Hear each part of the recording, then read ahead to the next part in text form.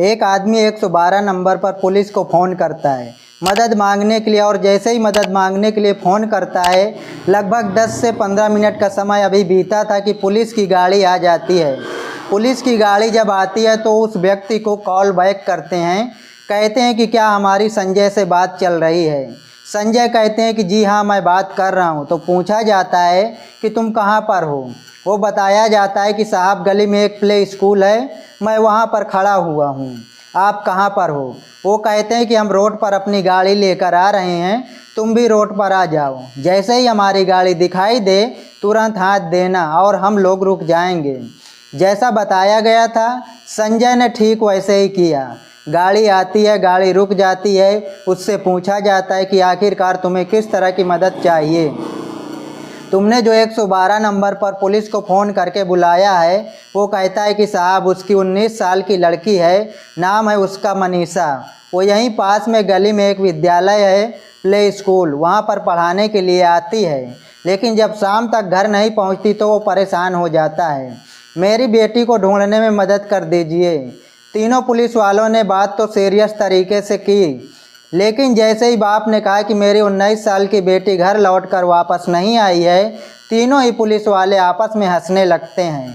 मुस्कुराते हुए कहते हैं, अरे भाई भाग गई होगी, भाग गई। तो जैसे ही यह बात सुनी जाती है संजय को गुस्सा आ जाता है। कहता है कि साहब मैंने इसलिए आपको फ़ोन किया था कि आप मेरी जिस मदद के लिए आप यहाँ पर आए हैं, आप मेरी मदद करिए, आप इस तरह की बातें मत करिए। जैसे ही बाप थोड़ा गुस्से में आता है तभी पुलिस वाले एकदम शांत हो जाते हैं। उन्हें लगता है कि हाँ शायद कुछ बात गलत बोल दी गई है। इसके बाद हम बोले हम क्या कर सकते हैं। वो पूछा बताया जाता है कि साहब 2 दिन से कह रहे थे कि वो एक स्कूल के पास में पढ़ता है, नर्सिंग का फार्म लेने के लिए यहाँ से गई हुई थी। तभी उन पुलिस वालों ने उस व्यक्ति को, जिसका नाम संजय होता है, अपनी गाड़ी में बिठाते हैं और सीधा उसी स्कूल जो कॉलेज था वहाँ पर पहुँच जाते हैं। वह बड़ा सा गेट होता है, हालांकि गाड़ी अंदर नहीं जा सकती थी क्योंकि गेट जो बंद था। आखिरकार छोटे गेट के रास्ते से अंदर पहुँच जाते हैं। वहाँ 3 लोग बैठे मिलते हैं। देखने में पता चलता है कि 2 ऐसे थे जिन्हें थोड़ा सा नशा था, एक ऐसा लग रहा था जैसे क्या सामान्य। तभी पुलिस वालों की मौजूदगी में संजय उनसे कहता है हाथ जोड़ते कि साहब मेरी बेटी यहाँ पर आई थी, 19 साल की उम्र है, नाम उसका है मनीषा, क्या आपने देखी है। उनमें से कहते हैं कि यहाँ तो कोई लड़की वड़की नहीं आई है। वो कहते हैं साहब सीसीटीवी कैमरे दिखा दो। जो उन्हें सही से जवाब देने चाहिए थे उन तीनों में से किसी ने सही से जवाब नहीं दिए। जो पुलिस आई थी मदद करने के लिए उन तीनों पुलिस वालों ने सही से जवाब लिए नहीं।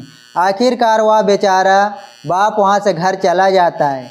यानी कि बात इतनी बढ़ जाती है कि पूरा प्रदेश सड़कों पर उतर आता है।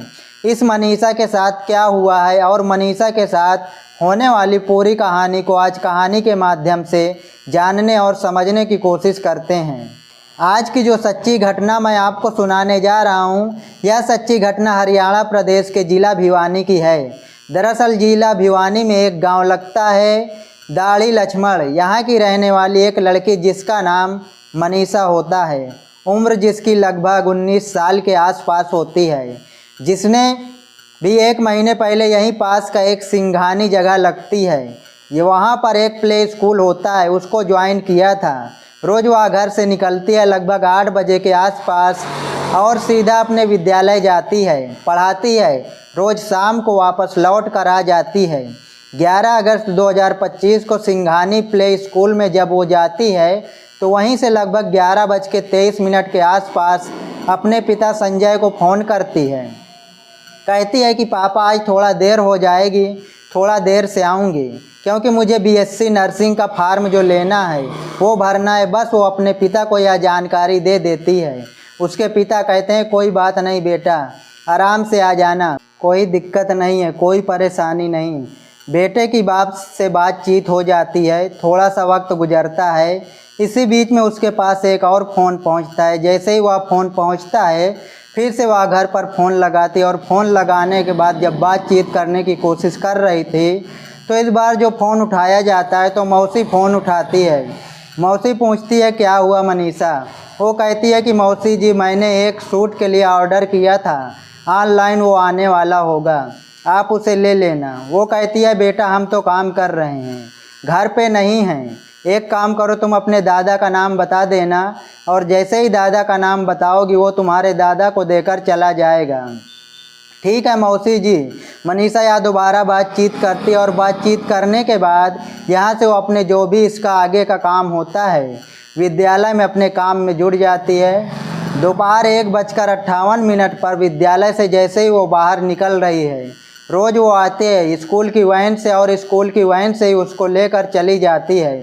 ड्राइवर से कहती है कि भैया मुझे यहीं पास में एक 500 से 700 मीटर की दूरी पर एक आइडियल स्कूल कॉलेज है, वहाँ से मुझे बीएससी नर्सिंग का फॉर्म लेना है, इसलिए आप घर चले जाओ और मैं अपना काम करके आती हूँ।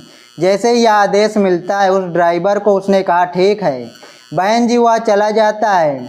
इसके बाद शाम के 6:26 के आसपास का वक्त हो रहा था। जो उसका पिता है उसके पास एक मिस्ड कॉल पहुंचती है बेटी की। अब जैसे ही मिस्ड कॉल आती है तो उसके बाद वो कॉल बैक करने की कोशिश करते हैं तो फ़ोन नहीं लगता। हालांकि घर में चर्चा शुरू हो जाती है क्योंकि बेटी कभी इतना देर नहीं करती, इतनी देर से कभी घर नहीं आती। अब जो घर पे नहीं आई तो घर वाले आपस में एक दूसरे से बातचीत कर रहे थे। संजय ने अपने पिता से कहा कि पिताजी आखिरकार करूं तो क्या करूं। बोले बेटा एक काम करो, जितनी जल्दी हो सके वहीं जाकर देखो। वो सीधा उस जगह पहुंचता है सिंघानी। वहां जाने के बाद अपनी बेटी को उस प्ले स्कूल के जो स्टाफ था उससे बातचीत कर रहा था कि साहब मेरी बेटी आज घर नहीं पहुंची, क्या दिक्कत क्या परेशानी है। और इसी बीच में उसने 112 नंबर पर फ़ोन करके पुलिस से मदद मांगी।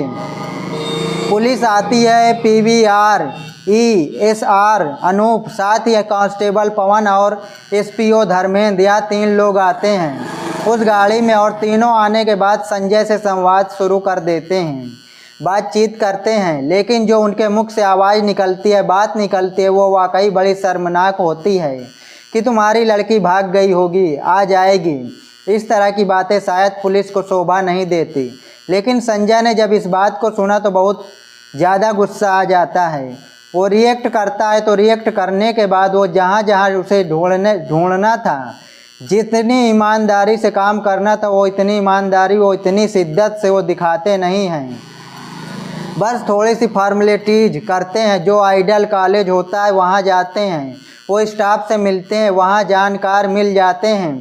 ऐसे पीठ पर हाथ पैर मार रहे थे एक दूसरे के, जैसे कितनी पुरानी जान पहचानी हो। लेकिन एक बाप अपनी बेटी को लेकर परेशान था। पुलिस वालों की शायद उस बात को देखकर आंखें नहीं खुल रही थी। आखिरकार यहाँ रात के लगभग 10 या सवा 10 बजे के आसपास का वक्त था। इन तीनों पुलिस वालों ने अनूप, पवन, धर्मेंद्र को कहते हैं कि साहब हमने तो अपनी तरफ से पूरी कोशिश कर ली है, आपको एक काम करना चाहिए, जो नज़दीकी पुलिस स्टेशन लोहारू, आपको वहां जाना चाहिए, FIR दर्ज करानी चाहिए। अब संजय ने अपने दादा पिता से फिर दोबारा बातचीत की। उसके साथ 1-2 साथी थे, उन्होंने बातचीत की। उन्होंने कहा रात तो बहुत ज़्यादा हो गई है, एक काम ना करो, हम सुबह चलते हैं। ठीक है, अब जो रात ज़्यादा हो गई है, कुछ अपने मन में इन्होंने ऐसे अंदाज़ा लगाया कि सुबह चलेंगे, सुबह देखेंगे। फिर भी वह अपनी तरफ से कोशिश करते रहे, जितना कोशिश कर सकते थे कोशिश की। दिन निकलता है, सुबह के लगभग 8:30 बजे या 8:45 बजे के आसपास का वक्त हो रहा था। 12 अगस्त 2025 की वो तारीख थी। संजय सीधा थाने पहुंच जाता है, अपने परिवार के चाचा या कुछ और 2-1 साथियों के साथ। वहां जाने के बाद कहता है कि साहब मेरी इस तरह से बेटी लापता हो गई है, गायब हो गई है। यह बात सुबह 8:30 से 8:45 बजे शुरू हुई थी और देखते ही देखते कब शाम हो जाती, यानी कि रात के 7:30 बज जाते हैं, पता ही नहीं चलता।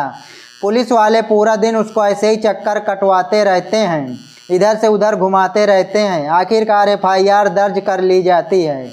SO अशोक कुमार FIR दर्ज कर लेते हैं और SI शकुंतला इस मामले की जांच अधिकारी हो जाती हैं। लेकिन जितनी शिद्दत, जितनी ईमानदारी से जांच पड़ताल करनी चाहिए, उतनी ईमानदारी से जांच पड़ताल नहीं करते हैं। और हद तो तब हो जाती है जब इस थाने के अंदर भी यह कहा जाता है कि एक बाप से शादी वादी कर ली होगी, पिकनिक मनाकर वापस लौट कर आ जाएगी। जैसे ही पिता ने यह बात सुनी, पिता की आंखें नम हो जाती हैं। सोचने पर मजबूर हो जाता है कि आखिरकार मैं करूं तो क्या करूं। पुलिस से मदद मांगने के लिए आता हूं तो कोई कहता है कि पिकनिक मनाने चली गई होगी, कोई शादी की बात करता है तो कोई भागने की बात करता है। क्या हर बेटी ऐसे ही होती है? आखिरकार पिता ने जब यह बात पुलिस से उतनी शिद्दत, उतनी ईमानदारी से जांच पड़ताल नहीं की, पिता जाकर प्ले स्कूल जाता है, पिता आइडियल कॉलेज जाता है, जाकर सीसीटीवी की मांग करता है, लेकिन सीसीटीवी उसको दिखाया नहीं जाता है, उसको सिर्फ ठेंगा दिखाया जाता है। उससे कहा जाता है कि मिल जाएगी, दे देंगे, बड़े अधिकारी आए नहीं हैं, इस तरह की बातें करते हैं। लेकिन संजय हिम्मत नहीं हार रहा था, आखिरकार करे तो क्या करे। लेकिन अगला ही दिन यानी कि 13 अगस्त 2025 की सुबह की बात है, वो विद्यालय की तरफ जा रहा था यह जानने के लिए कि आखिरकार उसकी बेटी उस सीसीटीवी कैमरे में देखने को मिल जाएगी। आई थी या नहीं आई थी, कहाँ गई थी, तमाम कोशिश कर रही थी। इस बीच में पुलिस ने अगर चाहती तो CDR निकलवाई जा सकती थी, लड़की की लोकेशन निकलवाई जा सकती थी, उससे पता करने की कोशिश कर सकते थे। लेकिन पुलिस ने इस मामले को बिल्कुल भी गंभीरता से नहीं लिया। लेकिन इसी बीच में 13 अगस्त 2025 की सुबह की ये बात है। यह लोहारू थाना क्षेत्र के गांव सिंघानी में एक नहर लगती है। नहर के किनारे एक रास्ता है, रास्ते के पास में एक बॉडी मिल जाती है। आसपास के गांव वाले मुझे पुलिस को फ़ोन कर सूचना देते हैं।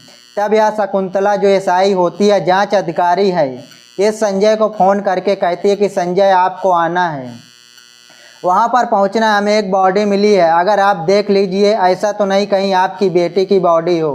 बस उस पिता के लिए तो एक पैरों तले ज़मीन खिसकने जैसी स्थिति हो जाती है। पिता करता भी तो क्या करता। आखिरकार पिता, उसके जो साथ के लोग थे, वो सीधा वहाँ पर रोते बिलखते पहुँचते हैं। बेटी के कपड़ों के आधार पर उसको पहचान लेते हैं, देख लेते हैं। जिस रूप में बेटी मिलती है उसकी तो कभी कल्पना ही नहीं की जा सकती। दरअसल अब यहाँ पर मामला बढ़ने लगता है। पूरा का पूरा गांव इकट्ठा हो जाता है। लोगों की जनसंख्या लगातार बढ़नी शुरू हो जाती है। बेटी को जो जितने लोगों ने अपनी आंखों से देखा था, दरअसल उनकी आंखें ही निकली हुई थी। जो उनकी भोजन की और श्वास की नली वह भी निकली हुई थी। और उसकी जो गर्दन पर जैसे चंदे का आकार होता है, ऐसे चंद्रमा की तरह 29 सेंटीमीटर चौड़ा और 16 सेंटीमीटर लंबा एक घाव था। ऐसा लग रहा था जैसे किसी ने बार बार उस पर किसी धारदार हथियार से वार किया है, मारा है, और उसको बहुत ही तरीके से उसके साथ ऐसा सब किया गया है।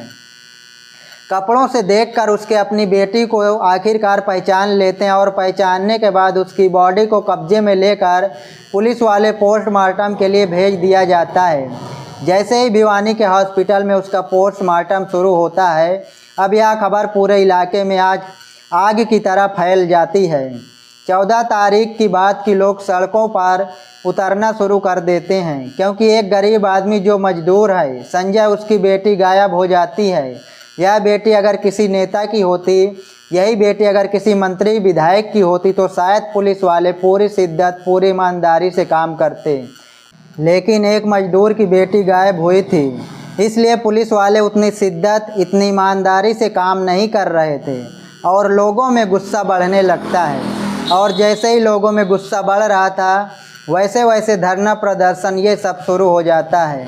14 तारीख को उनकी पोस्टमार्टम की करने के बाद जो बॉडी परिवार वालों को सौंपी जाती है, तो परिवार वाले कहती हैं कि जब तक हथियारे नहीं मिलेंगे तब तक इस बॉडी को लेकर हम नहीं जाएंगे, अब चाहे कुछ भी हो जाए। बस घर वालों का गुस्सा बढ़ने लगता है, जो उनके समर्थन में बड़ी संख्या में लोग सड़कों पर उतरने लगते हैं और उन्होंने कह दिया कि जब तक हथियारे नहीं पकड़े जाएंगे तब तक हम बॉडी नहीं लेंगे। 16-17 को भी पूरे प्रदेश भर में हंगामा शुरू हो जाता है।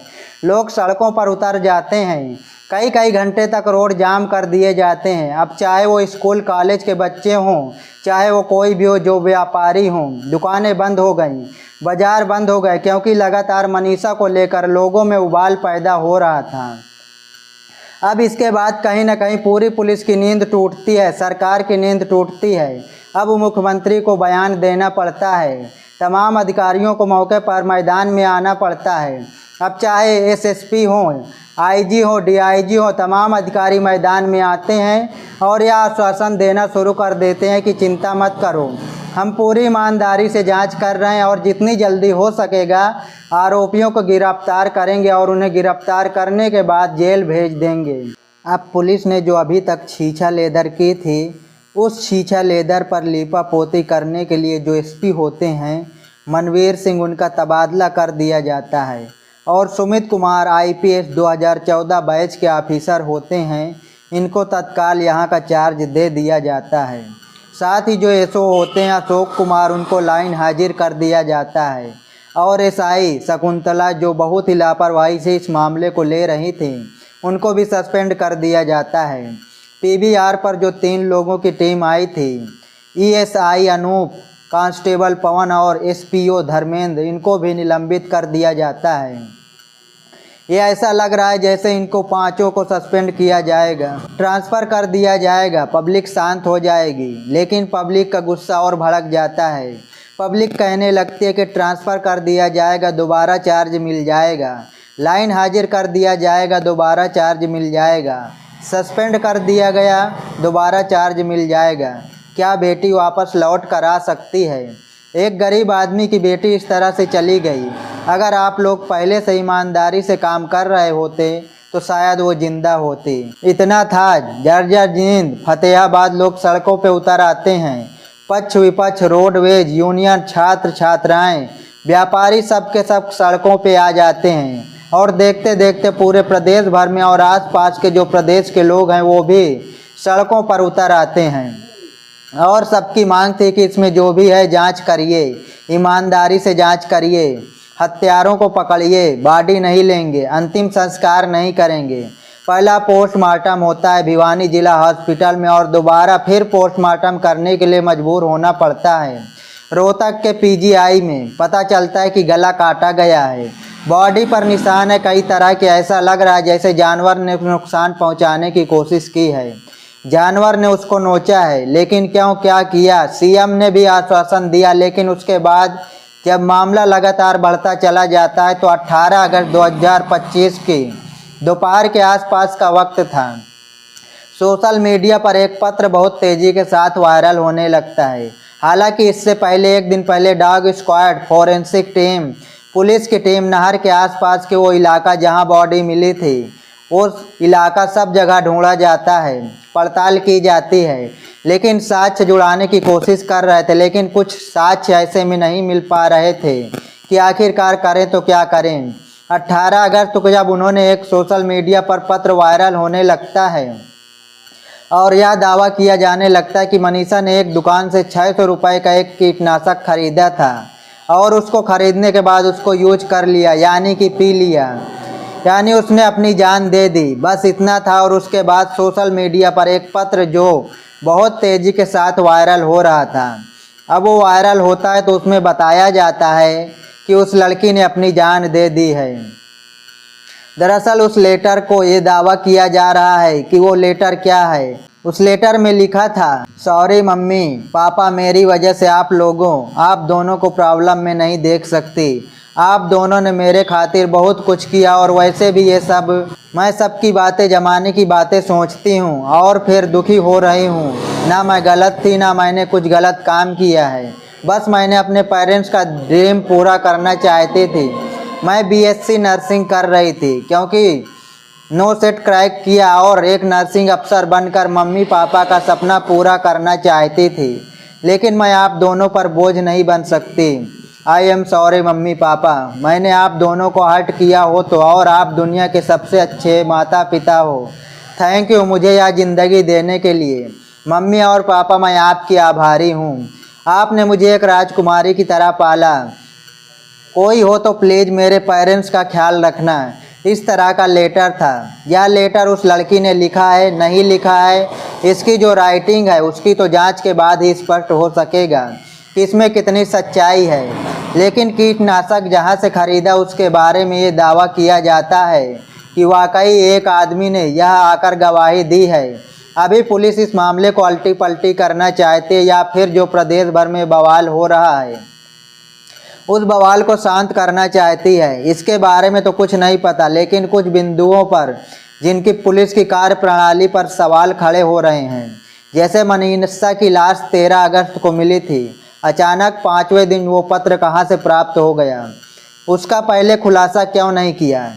जिस पत्र को यह बताया जा रहा है कि उसने जान दी है वह फ़ोटो कॉपी लग रही है, तो इसका ओरिजिनल कहाँ पर है। साथ ही मनीषा 11 अगस्त को लापता हुई थी, तो 13 को बॉडी मिली और लाश 2 दिन खेतों में खुले में पड़ी थी, तो आखिरकार किसी की नज़र उस पर क्यों नहीं गई, क्योंकि वो एक आम रास्ता जैसा लगता है।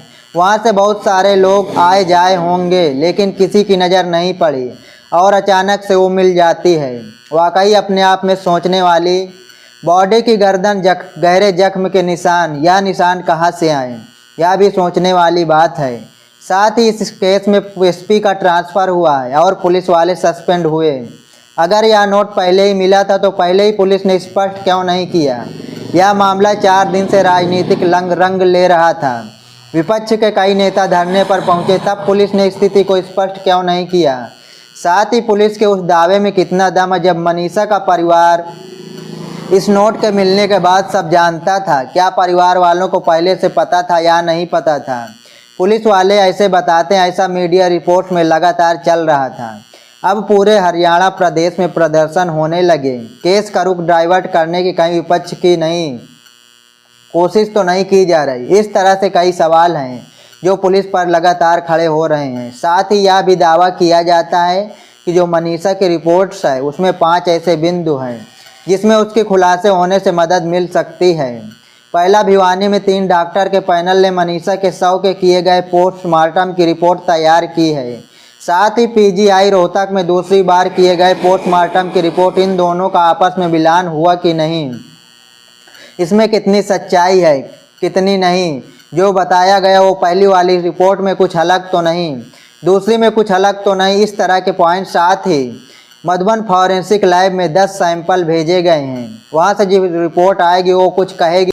साथ ही पीजीआई रोहतक में मनीषा के शव पर जो डले कपड़े को भी जांच के लिए मंगवाया गया है, उसकी रिपोर्ट आएगी, उससे भी काफ़ी कुछ हेल्प मिल सकती है। उसके ऊपर कुछ लार मिला था, उसकी भी जो एक रिपोर्ट आएगी। और डीएनए रिपोर्ट होगी वो भी कुछ अहम सुराग दे सकती है। हालांकि ये 5 बिंदु ऐसे हैं जिन पर कुछ बहुत सारे दावे किए जा रहे हैं। अभी पुलिस किसी नतीजे पर नहीं पहुंची है। जो लोग हंगामा कर रहे हैं, विपक्ष हो या फिर बड़े बड़े लोग, वो कह रहे हैं कि इस मामले की सीबीआई जांच होनी चाहिए और सीबीआई जांच होने के बाद ही यह कहानी स्पष्ट हो सकेगी कि आखिरकार कितनी सच्चाई है। लेकिन पुलिस ने जो बात कही है या मीडिया में जो बात चल रही है वो परिवार वालों के गले से नहीं उतर रही, क्योंकि वाकई मनीषा नाम की जो लड़की है वह बहुत सज्जन सीधी और बहुत ईमानदार, जिसके बारे में पूरा गांव, पूरे परिवार के लोग सब उसकी तारीफ़ कर रहे हैं और तारीफ़ करते थक नहीं रहे हैं। इसलिए पुलिस की भी जिम्मेदारी बनती है कि पूरी शिद्दत, पूरी ईमानदारी से इस बेटी के मामले को जांच पड़ताल करने के बाद दूध का दूध, पानी का पानी कर देना चाहिए। दोस्तों, इस पूरे घटनाक्रम में सुनाने का उद्देश्य किसी को परेशान करना नहीं, किसी का दिल दुखाना नहीं, बल्कि आपको जागरूक करना, सतर्क करना है। साथ ही आपको ये भी कहना चाहते हैं कि अगर आपके घर में जवान बेटी है, बहन है, तो आप हर जगह उसको अकेले ना जाने दें। इसी तरह की घटनाएं होने की संभावना रहती हैं, तो इस चीज़ से आप लोगों को सतर्क रहना है। मिलते हैं ऐसे ही किसी नेक्स्ट वीडियो में, तब तक के लिए नमस्कार, जय हिंद।